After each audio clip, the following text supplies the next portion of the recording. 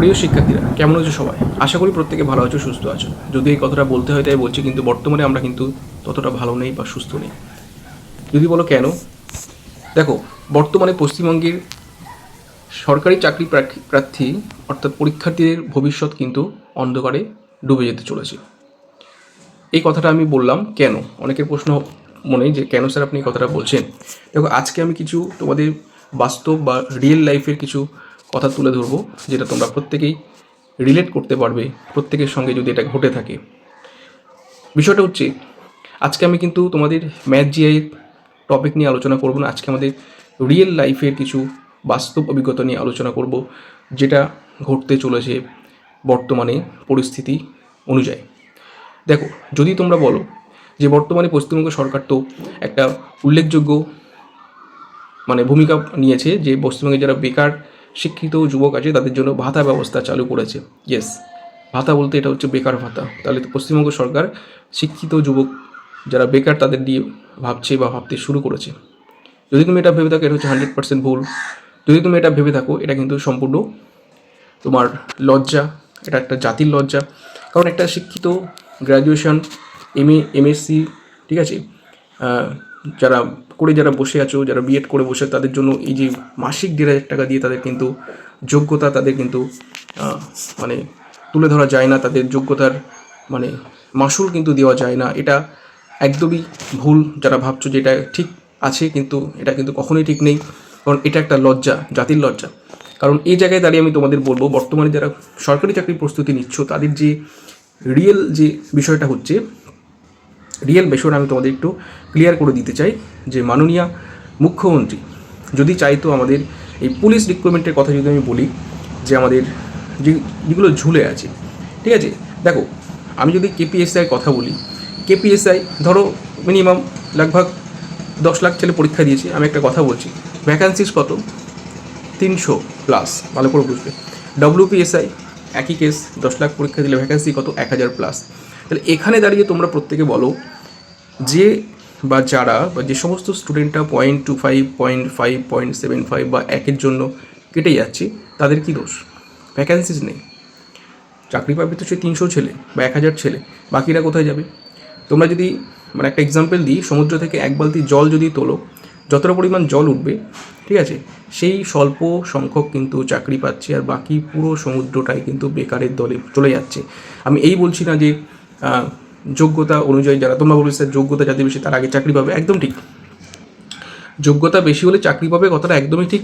কিন্তু এটাও তোমাদের মানতে হবে যে আরেকটু যদি ভ্যাকান্সিটা বাড়ানো যেত, আরেকটু যদি সিট সংখ্যা বাড়ানো যেত, তাহলে যারা পয়েন্টে কাটছে, একে কাটছে, তারা কিন্তু বিগত 3 বছর কি 5 বছর তাদের কিন্তু ওয়েট করতে হতো না। তারা কিন্তু তাদের স্বপ্নটাকে এবারে কিন্তু পূরণ করতে পারতো।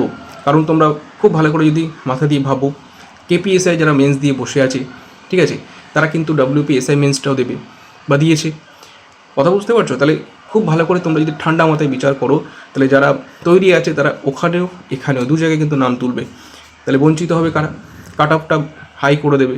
হ্যাঁ, যারা কিন্তু চাকরিটা অরিজিনাল দরকার ছিল, সেই কিছু সংখ্যক স্টুডেন্টরা কিন্তু তারা বঞ্চিত হবে বা তারা কিন্তু ব্যর্থ হবেই।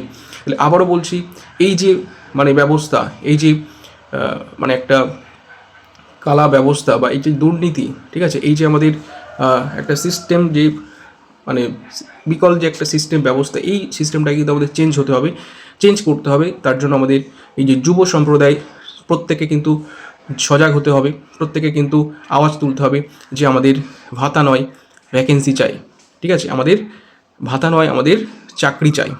কথা বুঝতে পারছো?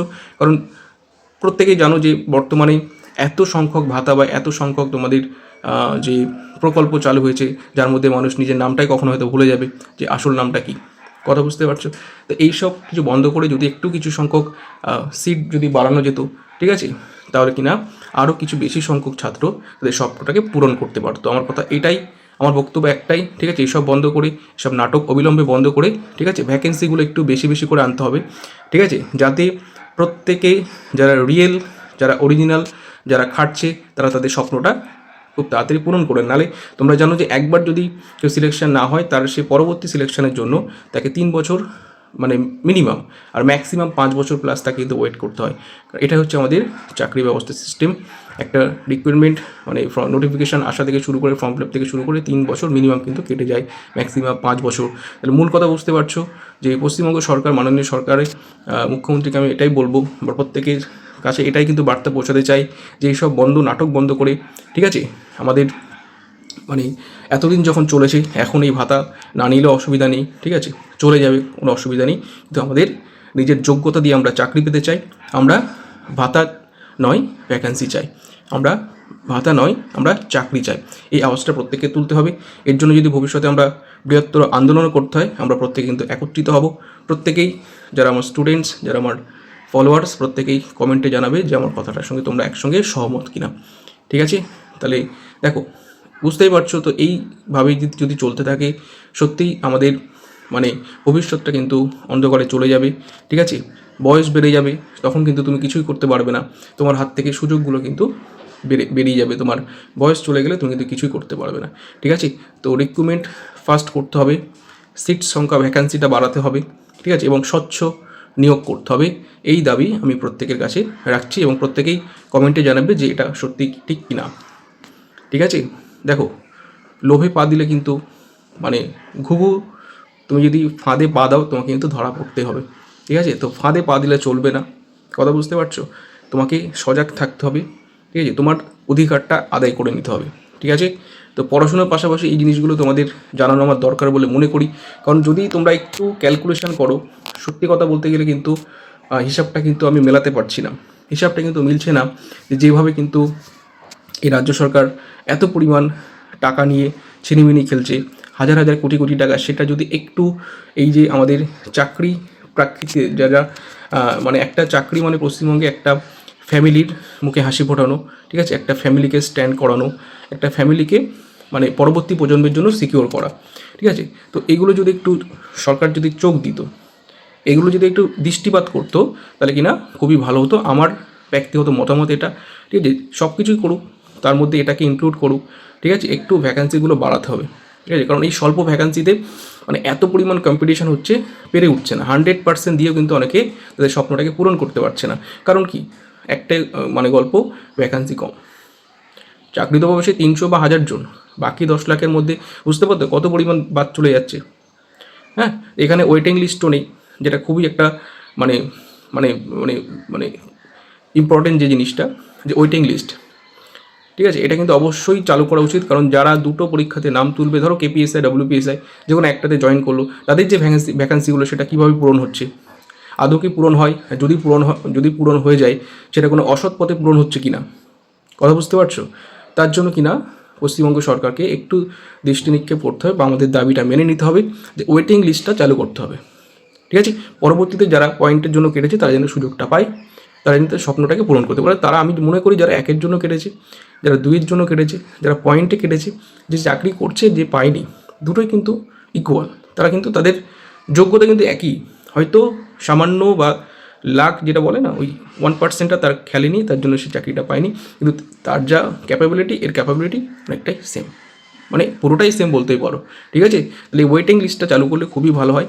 কারণ বুঝতে পারছো যে একবার তুমি কেটে গেলে মেরিট লিস্ট থেকে তোমাকে আবার 0 থেকে শুরু করতে হচ্ছে, এটা কিন্তু একটা দীর্ঘমেয়াদী প্রসেস হয়ে যাচ্ছে। 3 বছর থেকে 5 বছর তাকে ওয়েট করতে হচ্ছে, ঠিক আছে। তা এই জিনিসগুলো একটু সরকারের খেয়াল রাখতে হবে। এবং তোমরা যারা আমার ভিডিওটি দেখছো, যদি আমার সঙ্গে একমত হও, বাস্তব কথাগুলো তোমাদের আমি তুলে ধরলাম, এগুলো তোমাকে মেলাতে হবে, এই ইকুয়েশনগুলো তোমাকে মেলাতে হবে, শুধু মানে অঙ্ক মেলালে হবে না, ঠিক আছে, ম্যাথের ইকুয়েশন মেলাতে হবে না, বাস্তব জীবনে ইকুয়েশন তোমাকে কিন্তু কখনো কখনো মেলাতে হবে, যেটা আমি দেখছি এখন মিলছে না, আমার হিসাব কিন্তু মিলছে না, কোনো একটা গড়বড় মনে হচ্ছে। তাহলে এই জিনিসগুলো আমি তোমাদের সামনে তুলে ধরলাম। কি, ভাতা নয় ভ্যাকেন্সি চাই, আমরা আমাদের যোগ্যতা দিয়ে চাকরি পেতে চাই, ঠিক আছে, সিট সংখ্যা বাড়াতে হবে, ঠিক আছে, এবং পুনরায় আমাদের ওয়েটিং লিস্ট এটা পুলিশের চালু করতে হবে, ঠিক আছে। যদি তোমরা আমার সঙ্গে একমত হও অবশ্যই কমেন্টে জানাবে, ঠিক আছে। কি, দেখো, পড়াশুনোটা করো, এইসবের মধ্যে কিন্তু তোমাকে তৈরি থাকতে হবে। যাই হয়ে যাক, পড়াশুনোর কোনো বিকল্প নেই। তুমি যদি তৈরি থাকো, তুমি কিন্তু চাকরিটা পাবে, একটু লেট হবে, কিন্তু তুমি আলটিমেট তোমার গোলটা তুমি অ্যাচিভ করতে পারবে, ঠিক আছে। তো যার যা অ্যাম্বিশন, যার যা গোল আছে সেটাকে তুমি টার্গেট করে এগো, ঠিক আছে? একবার নয় দুবার, দুবার নয় তিনবার, তিনবার নয় চারবার, পাঁচবার ছবার, তো কী হয়েছে, ঠিক আছে? তোমাকে হার মানলে হবে না। জব তাক জান হ্যাঁ, ঠিক আছে?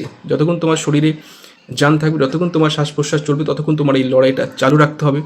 এখানে কিন্তু পিছিয়ে পড়লে হবে না, ঠিক আছে? এখানে কিন্তু তোমাকে থেমে গেলে হবে না, যাই হয়ে যায়, ঠিক আছে? তো বাস্তব কথাগুলি আজকে বললাম, প্রত্যেকেই খুব ভালো করে প্রিপারেশন করো। ম্যাথ দিয়ে যারা দুর্বল, ঠিক আছে, ম্যাথ দিয়ে যারা দুর্বল, ম্যাথ দিয়ে এটাকে স্ট্রং করে নাও। কারণ পশ্চিমবঙ্গে বা যে কোনো পরীক্ষায় তোমরা দেখতে পাচ্ছ ম্যাথ দিয়ে কিন্তু একটা ভালো স্কোর, 50-60% ম্যাথ যে স্কোর আছে। তো ম্যাথ যে তোমাকে স্ট্রং করতে হবে। যেখানে তোমার মানে ঘাটতি আছে, যে যে টপিকগুলো সেগুলোকে লেখো, ইউটিউব থেকে দেখো, সার্চ করো, বা কোনো বই থেকে পার্টিকুলার সেই বেসিকটা ক্লিয়ার করো। নাহলে আমাকে বলো স্যার এইগুলো প্রবলেম। বীজগণিত অ্যালজেব্রা যারা ফাঁকি দিয়েছো, সেই অ্যালজেব্রার কিছু পার্ট সেগুলো তোমরা মানে দেখো, যে রুট যেগুলো বার করতে দেয়, করণী পার্টগুলো, সূচকের জিনিসগুলো, এগুলো একটু পরীক্ষা এখন ইনক্লুড করছে, সেগুলো দেখো। জিওমেট্রিটা একটু দেখো, ত্রিকোণমিতিটা একটু দেখো, হ্যাঁ, একটু অ্যাডভান্সের দিকে যাওয়ার চেষ্টা করো, ঠিক আছে? এবং তোমাকে ক্যালকুলেশনটা একটু ফাস্ট করতে হবে, ঠিক আছে? ক্যালকুলেশন তোমাকে একটু তাড়াতাড়ি করতে হবে, গুণ ভাগ যোগ বিয়োগ, বেসিক ক্যালকুলেশন, তোমার স্পিড তোমাকে বাড়াতে হবে, কথা বুঝতে পারছো? এবং তোমার প্রতিটি বিষয়ের স্বচ্ছ ধারণা তোমাকে তৈরি করতে হবে। বেসিক যে থিংটা, বেসিক যে ফাউন্ডেশন, যে ভিত তোমাকে ঠিকঠাক করে করতে হবে, ঠিক আছে? এইগুলো ক্লিয়ার রাখতে হবে, হ্যাঁ, এবং বেশি বেশি প্র্যাকটিস করতে হবে। দেখো আজকেকার দিনে তুমি যত প্র্যাকটিস করবে, যত পড়াশোনা করবে, যত রিভাইজ করবে, যত রিভিশন মারবে, তত তুমি এগিয়ে থাকবে, ঠিক আছে? এই কথাগুলো বললাম। বি কেয়ারফুল, মন দিয়ে পড়াশোনা করো, প্রত্যেকের স্বপ্ন পূরণ হবে।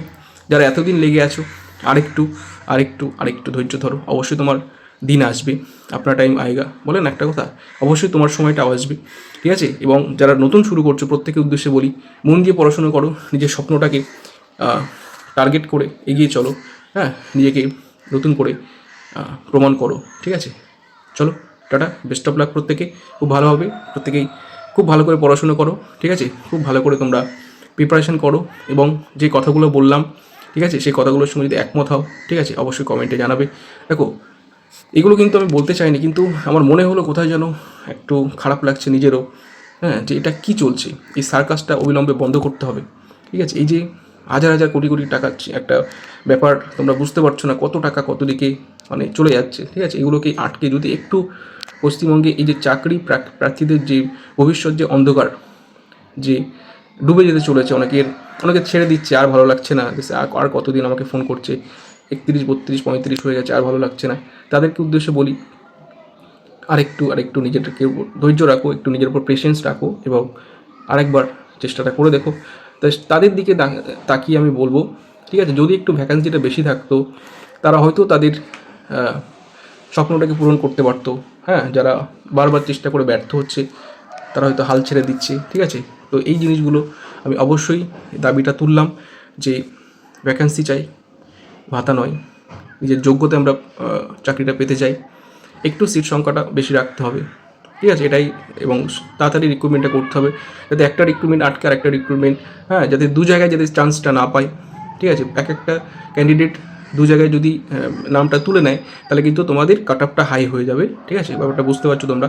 ওয়েটিং লিস্টটা চালু রাখতে হবে, যাতে একজন ছেড়ে দিলে সেই জায়গাটা যাতে আরেকজন ফিল আপ করতে পারে, কারণ বুঝতেই পারছো এটা জীবনের খেলা, এটা হচ্ছে মানে জীবনের একটা লাইফ চেঞ্জিং একটা বিষয়। একটা সরকারি চাকরি মানে একটা ফ্যামিলি, একটা তোমার আইডেন্টিটি, ঠিক আছে? একটা সব কিছু তোমার কিন্তু চেঞ্জ হয়ে যাবে, ঠিক আছে? তোমরা বুঝতে পারছো বর্তমানে দিনে দাঁড়িয়ে ক্রাইসিস, সরকারি চাকরির যে কতটা একটা ভ্যালু, ঠিক আছে? তোমরা নিশ্চয়ই বুঝতে পারছো। তো এই পর্যন্ত আমি আমার বক্তব্যকে শেষ করলাম। প্রত্যেকেই মন থেকে আমি কথাগুলো বলছি, ঠিক আছে?